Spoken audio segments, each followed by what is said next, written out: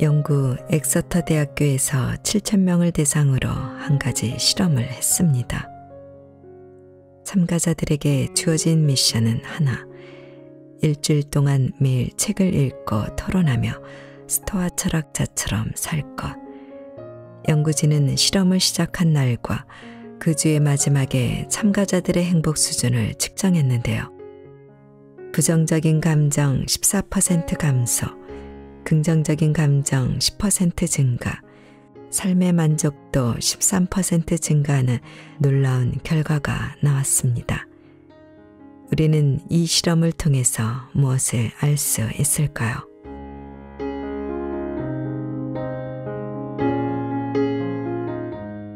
안녕하세요. 칠기준날입니다. 이 세상에는 혼란스러운 일들이 끊임없이 발생합니다. 기후위기와 코로나 팬데믹, 전쟁, 불평등, 인종차별 등 이런 위기와 역경에 굴하지 않고 불안에 휩쓸리지 않으면서 마음을 단단히 굳혀 삶을 지탱하게 만드는 강력한 지혜가 스토아 철학에 담겨 있습니다. 스토아 철학자들은 인생에 직면하려 했고 삶을 있는 그대로 바라보고자 했으며 삶을 열렬히 사랑했습니다. 사는 동안 온갖 역경과 고난이 있었음에도 좌절하거나 지치는 일 없이 인생 자체를 사랑했습니다. 위 실험을 통해 알 수 있듯이 스토아 철학은 사람들의 행복감을 긍정적으로 변화시켰음을 확인할 수 있었습니다. 저자는 스토아 철학은 마음 근육을 튼튼하기 위해 틈날 때마다 오래된 지혜의 말을 되새기며 매일 연습하는 철학이라고 말합니다.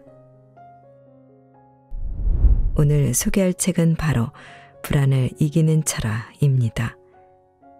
이 책은 스토아 철학을 학문적으로 접근해 정리하기보다는 철학이 삶의 무기가 되는 순간을 몸소 체험하고 집필되었습니다.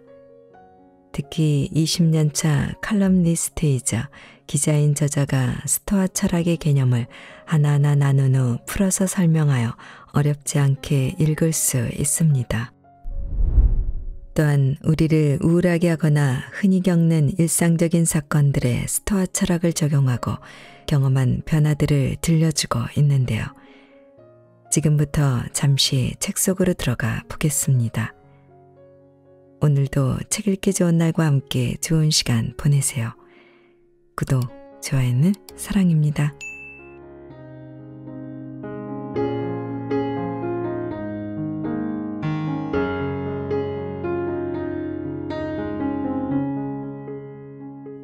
선한 사람이 될 것. 2022년 늦여름 운전 연수를 받을 때 이야기다. 기차역 주차장에서 후방 주차를 연습하고 있었다. 주차장에는 회색 밴 한 대밖에 없었다. 강사가 그 차 옆에 주차하라고 했다. 내가 운전하는 차가 다가가자 밴 뒷좌석에서 할머니가 커튼을 치는 게 보였다. 무사히 후방 주차를 마친 나는 차에서 내려 연수비를 냈다. 그리고 집에 가려고 기차역 쪽으로 향했다. 그때 누군가가 다가왔다. 밴 안에 있던 할머니였다. 70대 정도로 보이며 머리는 희끗희끗했고 해진 외투와 치마를 입고 샌들을 신었다. 태어나서 처음 성공한 후방주차였어요. 그녀에게 말을 걸었다. 8주 후에 면허를 딸 예정이에요. 그때도 못 따면 세상에서 운전면허를 따고 싶어하는 사람 중 나이로는 1등일 거려. 그녀는 미소를 짓더니 뜻밖의 행동을 했다.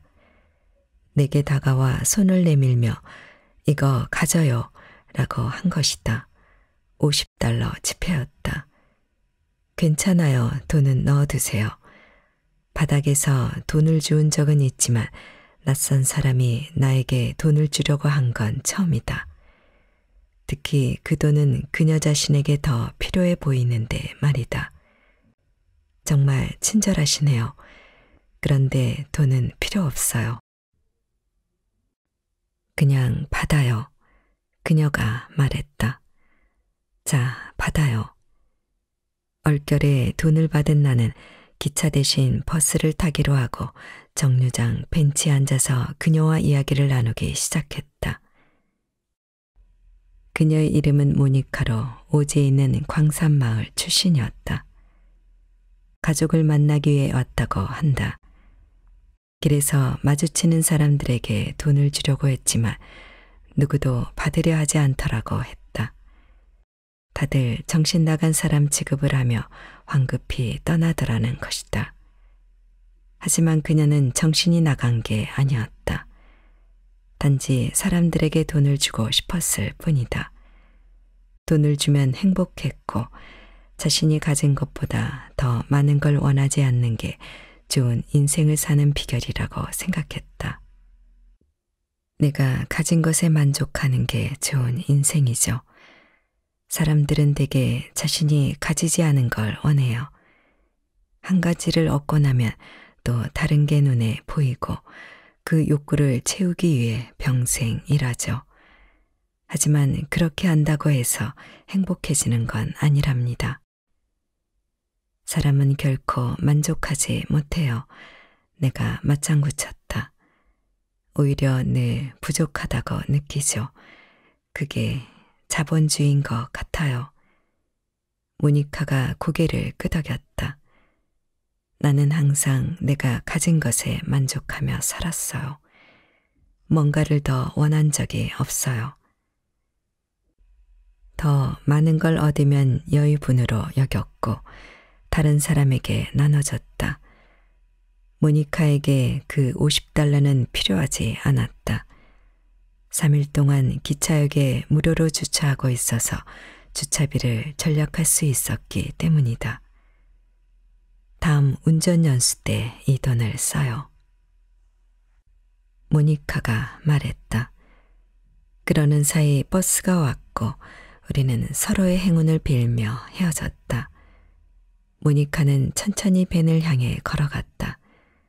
버스에 앉아 그녀의 뒷모습을 보면서 나는 넋을 잃었다.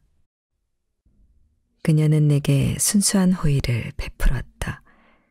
그녀가 준 돈에는 성품과 친절함, 세상을 살아가는 방식이 담겨 있었다.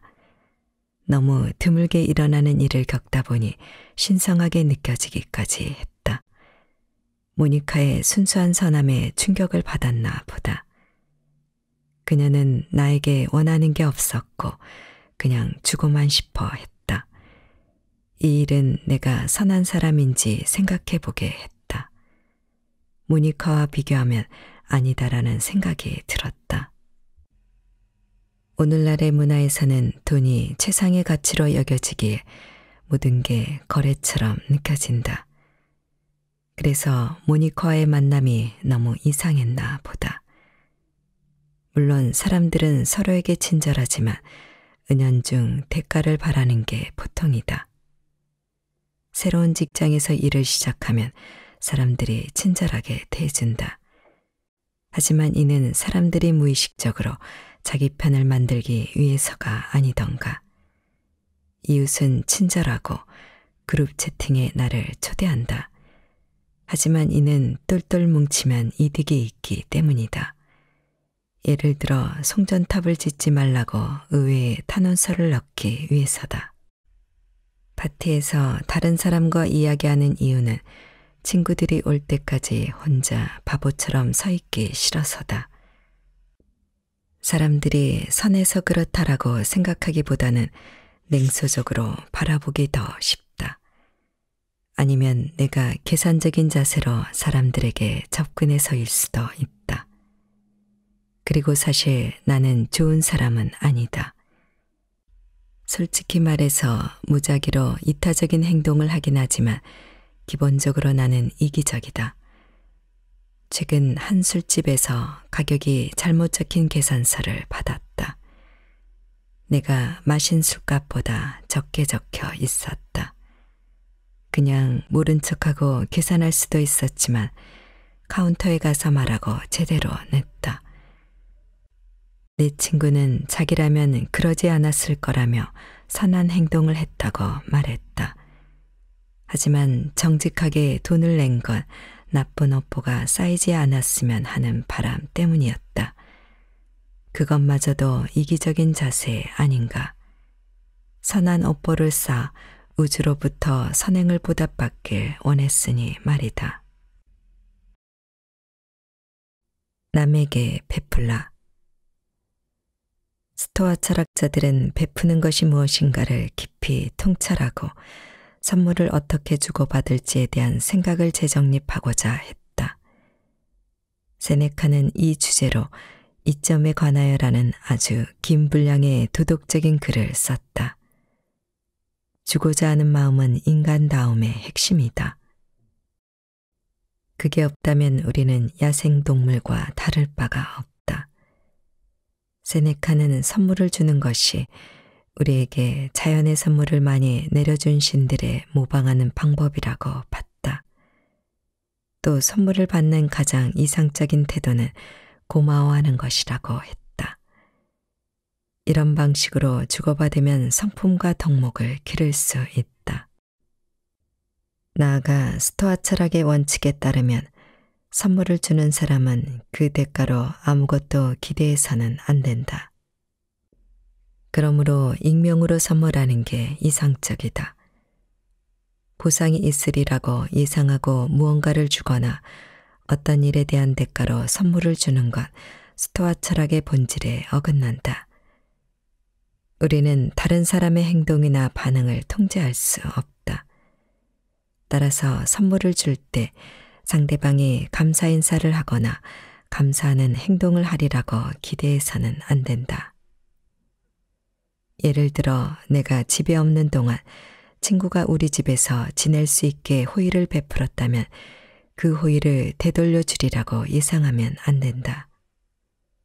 보상이나 보답을 바라지 않고 아낌없이 주어야 한다. 다른 사람이 일자리를 얻도록 돕거나 환자를 보살필 때도 마찬가지다. 그러면 줬을 때 스트레스를 덜 받는다. 대가가 있으리라고 기대하지 않고 주면 돌아오는 게 없더라도 실망하지 않을 것이다. 그렇다면 주는 방식은 어떻게 할까? 세네카는 이렇게 답했다. 받을 때와 같은 방식으로 주어야 한다. 쾌활하게 빨리 주저없이 주어야 한다. 손에 붙잡고 있어서 얻는 이득은 전혀 영광스럽지 않다. 전국을 찌르는 메시지다. 선함이란 무엇인가? 나에게 $50를 준 모니카의 예로 돌아가 보자. 당신이라면 그럴 수 있겠는가? 우리는 자신이 얼마나 선한지에 관한 질문은 거의 하지 않는다. 자신의 성품을 들여다보기 어려운 사각지대가 있어서일지도 모른다. 과연 자신을 객관적으로 바라보고 선한지 악한지 말할 수 있을까? 다른 사람이 선한지 악한지 평가하는 게 훨씬 더 쉽다. 지금까지 내가 선하지 않게 행동한 일 몇 가지는 기억의 저편으로 사라졌다. 그래서 나를 아는 사람들은 내가 선한 사람 또는 좋은 사람이라고 말한다. 그 말을 들을 때마다 조금은 놀랐다. 뭐라고? 내가 정말? 아니 근데 선하다라는 건 무슨 뜻일까? 돈을 나눠주는 것일까? 남들을 돌보는 걸 말하나? 아니면 인간 자체가 선한 행동을 하도록 타고나는 걸까? 이 질문은 아리스토텔레스부터 셰익스피어, 해나 아렌트, 빅터 프랭클까지 모든 사람을 끈질기게 괴롭혔다. 인간 본성은 어떤 성향을 띠는가? 고대 스토아 철학자들은 역시 이 질문을 깊게 파고들었다. 그리고 인간은 태생적으로 선함을 지향하며 또 선하기 위해 노력해야 한다고 결론지었다. 한마디로 인간의 본성은 선하며 덕목을 실천해야 한다는 뜻이다. 스토아 철학자들은 또한 우리가 이성적이고 사회적인 존재이며 자연과 일치하는 삶을 산다면 인생이 수월하게 풀리리라고 믿었다. 인간의 본성일 뿐만 아니라 자연계가 돌아가는 원리이기도 하다. 인간은 가족, 사회, 부족, 국가, 세계, 공동체 안에서 태어나기에 다양한 공동체에서 다른 사람을 걱정하고 배려하는 것이 당연하다. 궁극적으로 다른 사람을 돌보는 것은 피가 섞인 친척을 넘어 모든 인류를 돌보는 것으로 확장되어야 한다. 그리스와 노마의 스토아 철학자는 우정과 공동체가 가져다주는 기쁨을 자주 언급했으며 이를 따뜻하게 바라봤다. 스토아 철학은 어떤 면에서 보면 고통에 맞서기 위해 자아를 강화하는 철학이지만 사실 많은 측면이 유아론적이어서 내면을 들여다보는 연습과 사색을 강조한다. 우리의 본성을 조금 더 조화롭게 밖으로 드러내기 위해서다. 또 다른 사람들과 더 친밀하고 말썽 없이 공존할 수 있도록 설계됐다고 봤다. 자신을 선하고 평온한 마음을 지닌 사람이라고 느낀다면 더 나은 시민이자 친구, 파트너, 동료가 될 수 있다고 믿은 것이다. 당신은 좋은 사람인가? 친구와 지인들에게 자신이 좋은 사람인지 자문해 본 적이 있느냐고 물었다. 그들의 대답을 듣고 놀랐다. 경쟁심이 강한 사람이든 경쟁을 피하는 사람이든 겉으로 이타적인 사람이든 이기적인 사람이든 자선하는 사람이든 비열한 사람이든 그러니까 도덕 스펙트럼 전체에 걸쳐 있는 사람들이 그런 적이 있다고 답했다. 또한 그들 모두는 좋은 사람이 되는 것이 중요하다고 말했다. 그들은 다음 지표를 통해 자신이 좋은 사람인지 아닌지를 일상적으로 되돌아본다고 했다. 내가 한 일이 어떤 영향을 끼쳤는가? 긍정적인 영향인가? 부정적인 영향인가? 아니면 같이 중립적인가? 타인을 윤리적으로 대했는가? 환경, 자연, 생명체와 관련된 일에서 윤리적으로 행동했는가? 자선을 베풀었는가? 선하고 너그러운 친구이자 부모, 형제, 자매, 자녀였는가? 이 세상에 도착했을 때보다 더 나은 세상으로 만들어 놓고 이 세상을 떠날 수 있는가? 많은 사람이 선함에 대해 고찰하고 있다는 사실을 알고 무척 놀랐다. 무엇이 선한 영향력을 발휘하게 할까? 이 사람들은 성품과 행동을 일치시키려 했던 걸까? 아니면 그래야만 밤에 마음 편히 잠들 수 있어서 그런 걸까? 어쨌든 내가 질문을 던졌던 사람 중에 독실한 신자는 없었기에 천국에 가기 위해 성품을 가꾸려는 건 아니었으리라고 생각된다. 점심시간에 한 카페에서 신실한 친구와 만나 더 폭넓게 토론했다. 그는 독실한 기독교인이었고 스토아 철학의 논지를 이해하지 못했다. 나 역시 어렸을 때 종교라는 안경을 끼고 세상을 바라봤기에 그의 질문이 타당하게 느껴졌다. 선한 행동이 인간의 본성이고 일종의 동물적 충동에 불과하다고 치자. 그런데 행위에 따른 보상이나 처벌이 없다면 사람들이 정말 선하게 행동할 것 같아. 친구는 인간 모두에게 원죄가 있다고 믿었고 인간이 선해지려면 당근이나 채찍이 더 필요하다고 생각했다. 그런데 스토아 철학에는 당근도 채찍도 없다. 스토아 철학에 따르면 나의 성품은 내가 통제할 수 있는 몇 안 되는 것 중 하나다. 하지만 먼저 좋은 성품을 가진다는 건 무슨 뜻일까? 성품이란 자기 행동을 더 큰 선으로 인도하는 도덕적, 윤리적 자질을 갖추는 것이라고 정의할 수 있다. 타인을 대하는 방식, 가치관, 시험과 역경, 도전, 베품, 돈, 음식, 술 등이 넘치는 상황을 대하는 방법 등 인간이 세상에서 행동하는 모든 방식을 망라한다. 사회학자 리처드 세넷은 성품을 구성하는 요소 덕분에 우리가 힘든 시간을 견딜 수 있는 거라면서 지속 가능한 자아감을 갖게 된다라고 말했다. 그런데 최근 수십 년 동안 성품의 중요성이 사라졌다. 국선 변호사로 일하던 시절 나는 범죄를 저지른 고객에게 신원보증서를 준비하라고 조언하곤 했다. 형을 선고받기 전 판사나 법관에게 제출하기 위해서다. 성품이 선량한 사람은 재범 가능성이 작다는 점이 고려되어 법관이 더 가벼운 처벌을 내리리라고 기대했기 때문이다. 이 조그만 도시의 마약 거래상이나 가정폭력범, 음주운전자, 단순 절도범들은 교구사제나 학교 교장 선생님한테 편지를 써달라고 급하게 부탁했을 것이다. 이 사람이 저지른 범죄는 평소 보여준 성품과 일치하지 않는다라는 내용으로 말이다. 그들은 편지를 제출하고 법관이 자비를 베풀길 희망했다. 일상에서 성품의 중요성이 두드러진 유일한 순간이었다.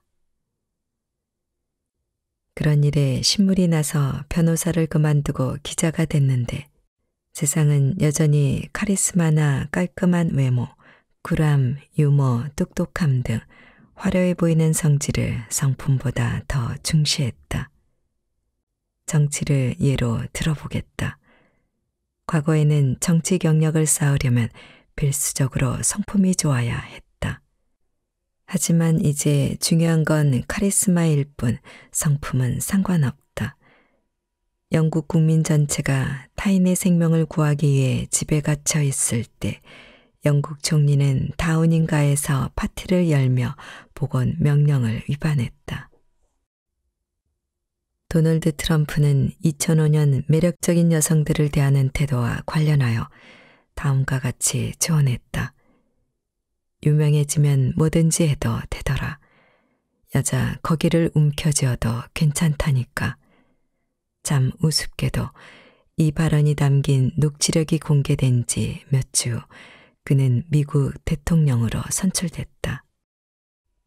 성격 파탄인 사람이 정권을 잡으면 좋지 않은 행동이 더 장려된다. 특히 민주적으로 선출됐을 때는 더욱더 그렇다. 어쩌면 우리가 선함이라는 개념 자체를 의심하기에 공직에 선한 사람을 뽑지 않는 것인지도 모른다. 선함은 무엇을 의미할까? 지금과 같은 상대주의적 시대, 즉 경험과 문화 등 여러 가지 조건의 차이에 따라 가치 판단 또는 진실의 기준이 달라지는 시대에 절대적인 선의 개념이 존재할 수 있을까? 공통으로 믿는 종교가 집단을 끈끈하게 결속하지 않는 상태에서 각 개인이 선에 대한 자기만의 생각을 구체적으로 가지고 있다고 할 수 있을까? 선에 관해 이야기할 때 몇몇은 예수님의 가르침을 언급하고 몇몇은 토니 로빈스 등 자기계발 전문가의 조언을 따른다. 오프라 윈프리 등 방송계 유명 인사들, 연예인, 스포츠 스타, 해리포터 책이나 마블 세계관에 등장하는 인물들의 조언을 따르는 사람들도 있다. 법률과 규칙은 합의된 표준으로 일종의 정기 울타리와 같다. 내가 있어야 할 곳에서 너무 멀어졌을 때 제자리로 돌아오게 해준다. 사람들이 정기 충격을 받아야만 양심의 영역으로 돌아오는 사회라면 선함이 무엇인지에 관해 말이나 꺼내볼 수 있을까?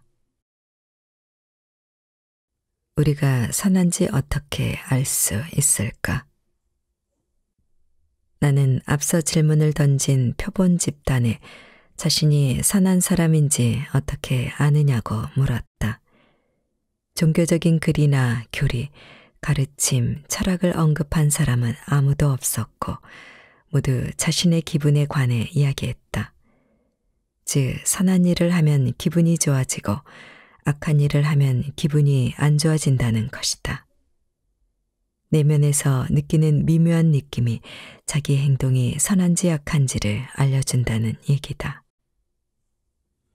내가 저지른 악한 행동을 정당화함으로써 안 좋은 느낌을 무시할 수는 있을 것이다.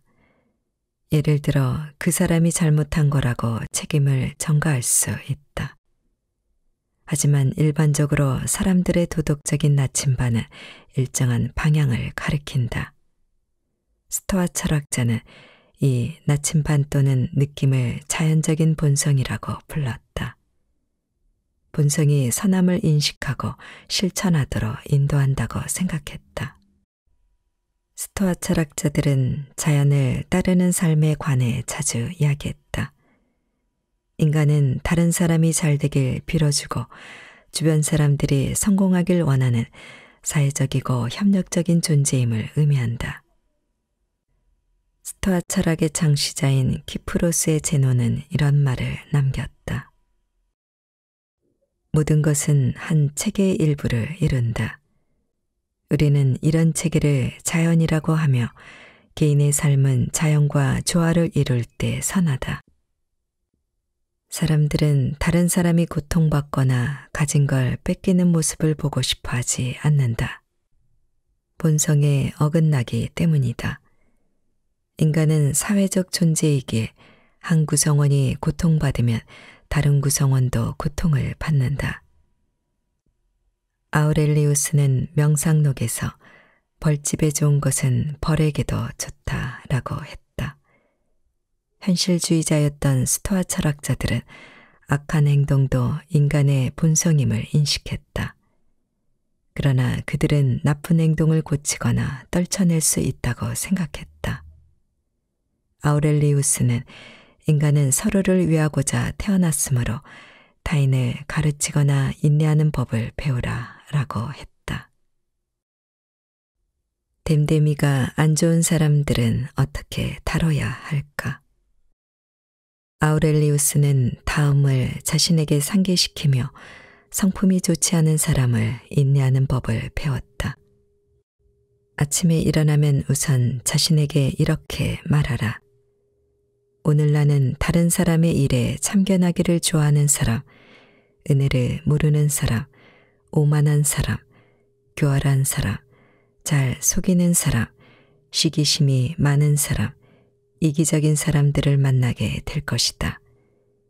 이 사람들이 그렇게 행동하는 것은 선과 악을 구분할 수 없기 때문이다.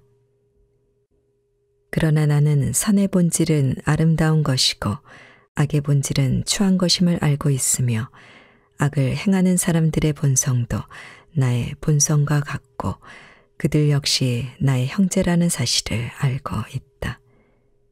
그러므로 나는 그들 중 누구한테서도 해를 입을 수 없으며 누구도 나를 저열한 사람으로 만들 수 없다.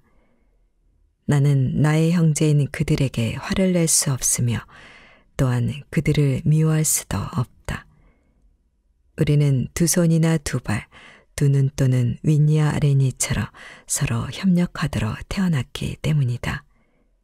서로 반목하고 등을 돌리는 것, 자연의 섭리에 어긋나는 일이다. 덕목. 스토아 철학에 따르면 성품은 내가 통제할 수 있다. 인생은 가혹하고 예측하기 어려우므로 우리는 최선을 다해 성품을 빚고 유지해 나가야 한다. 스토아 철학자들에게 선한 성품이란 용기, 절제, 지혜, 정의라는 네 가지 덕목을 기르는 것이었다. 게다가 고대에는 남자, 여자, 노예, 자유민, 흑인, 백인 등 모두가 선한 성품을 추구할 수 있다고 봤다. 스토아 철학자들은 처한 상황이나 위치와는 상관없이 선한 성품을 기를 수 있다고 믿었다. 이는 인간의 본성의 일부였고 노력과 실천을 통해 누구나 내면에서 4가지 덕목을 꽃피울 수 있었다. 고대인들에게 선한 성품을 가진다는 건 자기 삶이 수월해질 뿐만 아니라 주변 사람들의 삶이 나아지는 걸 의미했다. 지혜와 용기를 가지면 인생의 대운이 바뀔 때 좀 더 쉽게 받아들일 수 있다. 자기 자신을 통제하거나 절제하면 다른 사람들에게 분노하거나 다른 사람들의 기분을 상하게 할 확률이 낮다. 정의를 추구하면 자신뿐만 아니라 주변 사람을 위해서도 공정하고 공평한 결과가 나오게 돼 있다. 지혜로우면 친구와 지역사회가 행동의 방향을 바로잡도록 조언을 건네줄 수 있다. 용기가 있으면 역경에 처한 다른 사람을 도우며 자신도 일으킬 수 있다. 스토아 철학자들은 이 4가지 덕목을 기를 수 있다고 믿었으며 됨됨이와 상관없이 모든 사람에게 내재해 있다고 생각했다. 나는 선해질 수 있지만 다른 사람을 선하게 만들 수는 없다. 선한 사람이 되는 것, 적어도 지금보다 더 선한 사람이 되는 건 내가 완전히 통제할 수 있는 3가지 범위 안에 있다. 그래서 선한 사람이 되는 것이 스토아 철학 여정의 목표에 포함됐다. 하지만 타인이 선한 사람이 되도록 그를 바꾸려는 생각은 버려야 한다. 나는 본보기가 되어줄 수 있고 다른 사람이 선하게 행동하도록 설득할 수 있지만 결국 누군가의 좋거나 나쁜 행동은 나의 통제 범위 밖에 있다. 아우렐리우스의 조언대로 그들을 인내하는 법을 배워야 한다. 소화하기 어려운 가르침이었다. 특히 나를 부당하게 취급한 사람에게 화가 나는 상황일 때는 적용하기 힘들었다. 화는 불쾌감을 표현하고 선을 긋는 방식이 아닌가.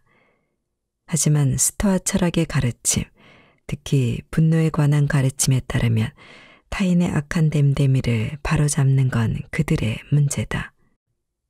나에게 부당하게 행동한 사람에게 악하게 행동함으로써 그 사람과 비슷해지는 건 나의 성품을 해칠 뿐이다.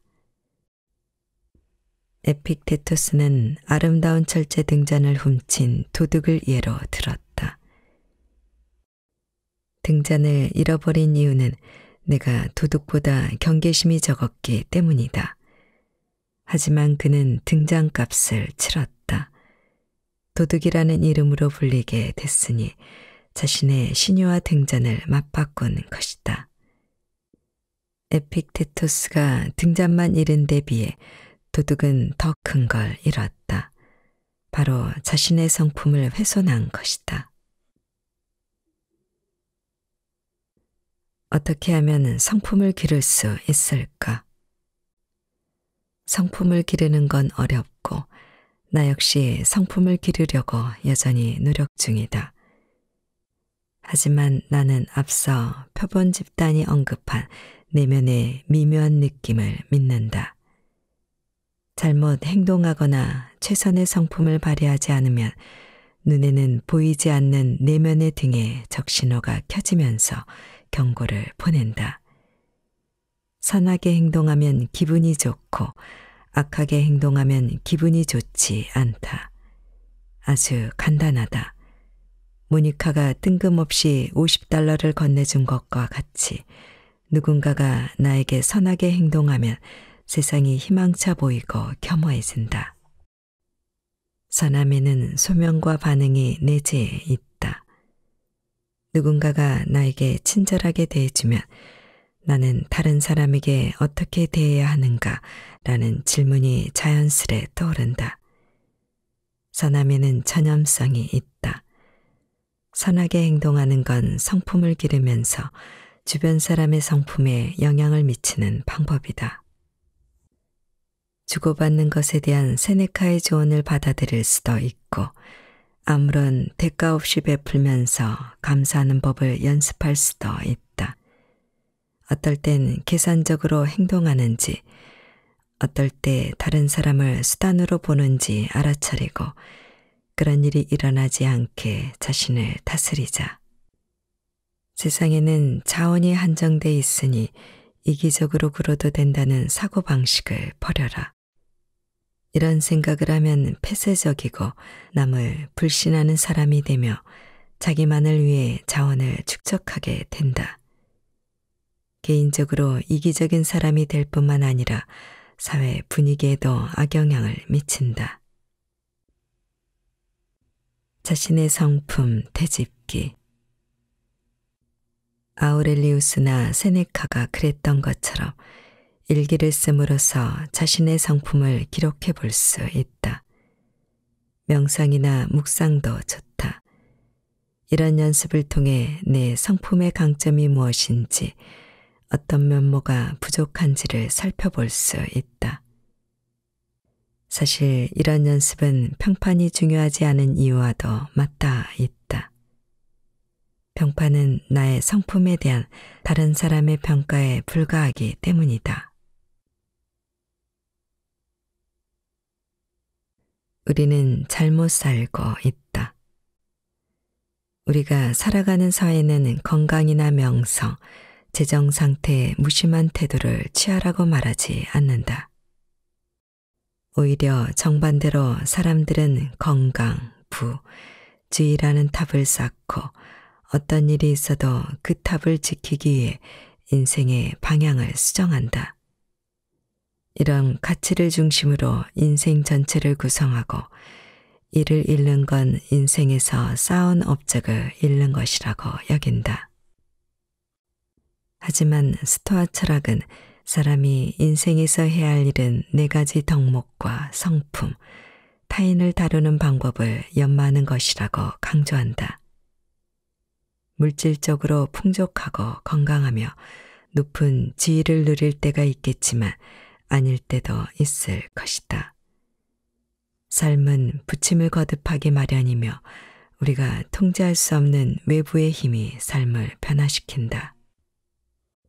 선호하는 무심은 스토아 철학의 가르침 중 가장 소화하기 어려우면서도 강력하다.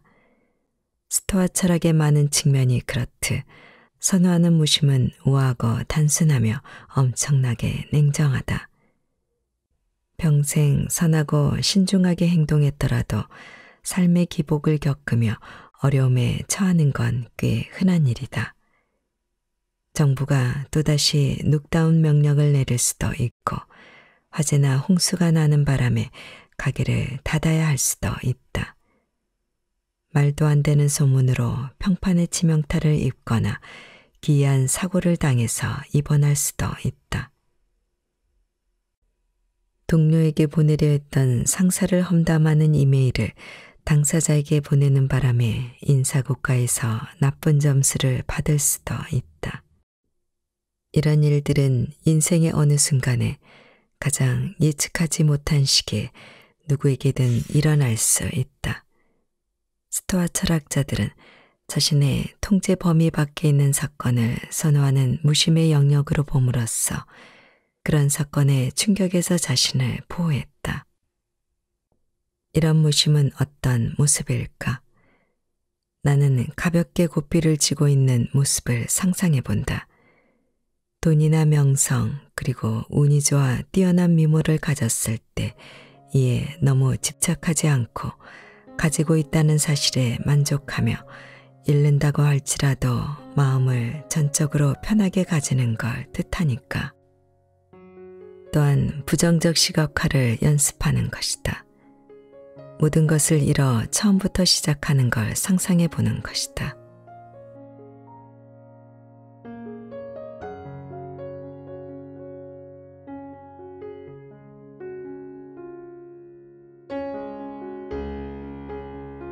책 읽기 좋은 날 오늘은 여기까지입니다. 안전하고 포근한 시간 되세요. 사랑합니다.